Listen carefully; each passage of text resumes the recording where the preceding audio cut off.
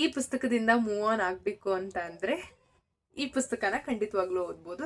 Hello, ನಮಸ್ಕಾರ. ಪುಸ್ತಕ ಪ್ರೇಮಿ ಎಪಿಸೋಡ್ 3ಕ್ಕೆ ಸ್ವಾಗತ. ಈ ಎಪಿಸೋಡ್ ನಲ್ಲಿ ನಾನು ಓದಿರುವಂತಹ 2 ಬುಕ್ ನ ತಿಳಿಸ್ಕೊಡ್ತಾ ಇದ್ದೀನಿ. ಈ 2 ಬುಕ್ಗಳು ತುಂಬಾ ಫೇಮಸ್ ಇದಾವೆ ಮತ್ತೆ ತುಂಬಾ ಜನಕ್ಕೆ ಗೊತ್ತಿರುತ್ತೆ ಕೂಡ ಈ 2 ಬುಕ್ನು. ಸೊ ಮೊದಲನೇ ಪುಸ್ತಕ ಬಂದು ರವಿ ಬೆಳಗೆರೆ ಅವರ ಹೇಳಿ ಹೋಗು ಕಾರಣ. ಈ ಪುಸ್ತಕದ ಬಗ್ಗೆ ನಾನು ಅಷ್ಟೊಂದು ಹೇಳೋದು ಬೇಕಾಗಿಲ್ಲ ಅನ್ಸುತ್ತೆ, ಯಾಕಂದ್ರೆ ತುಂಬಾ ಜನ ಹಾಡಿ ಹೊಗಳು ಬಿಟ್ಟಿದ್ದಾರೆ ಈ ಪುಸ್ತಕನ. ತುಂಬಾ ಜನ ಇನ್ಸ್ಟಾಗ್ರಾಮ್ ಸ್ಟೋರಿಯಲ್ಲಿ, ಪೋಸ್ಟ್ ಅಲ್ಲಿ ನಾವು ನೋಡೇ ಇರ್ತೀವಿ ಈ ಬುಕ್ನ. ಇತ್ತೀಚೆಗಂತೂ ತುಂಬಾ ಜನ ಓದಿದ್ದಾರೆ ಈ ಬುಕ್ನ.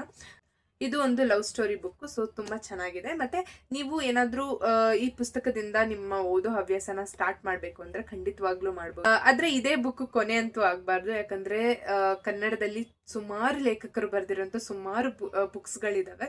ಸೊ ಅವೆಲ್ಲದನ್ನು ಓದಕ್ಕಾಗಿಲ್ಲ ಅಂದ್ರೂ ಒಂದಿಷ್ಟಾದ್ರೂ ನಾವು ಓದಬಹುದು. ಈ ಪುಸ್ತಕದಿಂದ ಮೂವ್ ಆನ್ ಆಗ್ಬೇಕು ಅಂತ ಅಂದ್ರೆ ಈ ಪುಸ್ತಕನ ಖಂಡಿತವಾಗ್ಲೂ ಓದ್ಬೋದು. ನನಗೆ ತುಂಬಾ ಇಷ್ಟ ಆಯ್ತು ಈ ಪುಸ್ತಕ. ಈ ಪುಸ್ತಕದ ಹೆಸರು ಬೆಟ್ಟದ ಜೀವ. ಇದು ಬರ್ದಿರೋದು ಡಾಕ್ಟರ್ ಕೆ ಶಿವರಾಮ್ ಕಾರಂತ್ರು. ಈ ಪುಸ್ತಕದ ಬಗ್ಗೆ ಹೇಳ್ಬೇಕು ಅಂತಂದ್ರೆ, ಈ ಪುಸ್ತಕದಲ್ಲಿ ಒಬ್ಬ ವ್ಯಕ್ತಿಯ ಜೀವನ ಶೈಲಿ ಬಗ್ಗೆ ಇದೆ. ಆ ವ್ಯಕ್ತಿ ಏನು ಅಂದ್ರೆ ಕಾಡಲ್ಲಿ ಇರ್ತಾರೆ, ಮತ್ತೆ ಬೆಟ್ಟಗಳ ನಡುವೆ ಜೀವನ ಮಾಡ್ತಿರ್ತಾರೆ. ಅವ್ರ ಜೀವನ ಹೇಗಿರುತ್ತೆ, ಎಲ್ಲಾ ಕಷ್ಟಗಳು ಬಂದ್ರು ಅವ್ರು ಹೇಗೆ ಅದನ್ನ ನಿಭಾಯಿಸ್ಕೊಂಡು ಜೀವನ ಮಾಡ್ತಿರ್ತಾರೆ. ಒಂದು ಇನ್ಸ್ಪೈರಿಂಗ್ ಸ್ಟೋರಿ ಕೂಡ ಹೌದು.